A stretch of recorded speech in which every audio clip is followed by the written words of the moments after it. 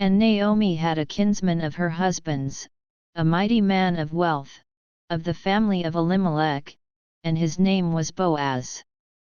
And Ruth the Moabitess said unto Naomi, Let me now go to the field, and glean ears of corn after him in whose sight I shall find grace. And she said unto her, Go, my daughter.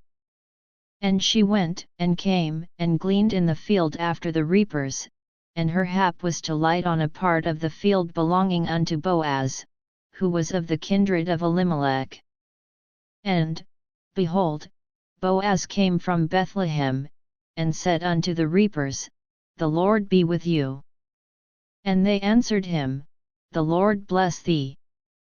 Then said Boaz unto his servant that was set over the reapers, Whose damsel is this? And the servant that was set over the reapers answered and said, It is the Moabitish damsel that came back with Naomi out of the country of Moab. And she said, I pray you, let me glean and gather after the reapers among the sheaves. So she came, and hath continued even from the morning until now, that she tarried a little in the house. Then said Boaz unto Ruth, Hearest thou not, my daughter? Go not to glean in another field, neither go from hence, but abide here fast by my maidens. Let thine eyes be on the field that they do reap, and go thou after them. Have I not charged the young men that they shall not touch thee? And when thou art athirst, go unto the vessels, and drink of that which the young men have drawn. Then she fell on her face, and bowed herself to the ground, and said unto him, Why have I found grace in thine eyes, that thou shouldest take knowledge of me, seeing I am a stranger? And Boaz answered and said unto her, It hath fully been showed me, all that thou hast done unto thy mother-in-law since the death of thine husband, and how thou hast left thy father and thy mother, and the land of thy nativity, and art come unto a people which thou knewest not heretofore.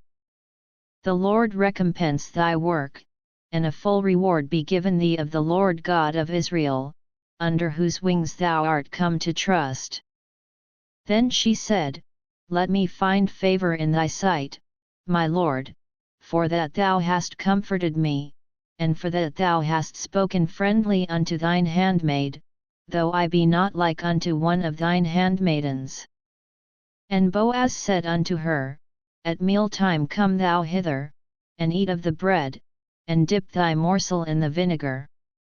And she sat beside the reapers, and he reached her parched corn, and she did eat, and was sufficed, and left.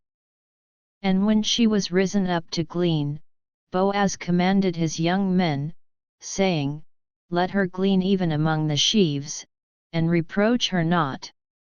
And let fall also some of the handfuls of purpose for her, and leave them, that she may glean them, and rebuke her not.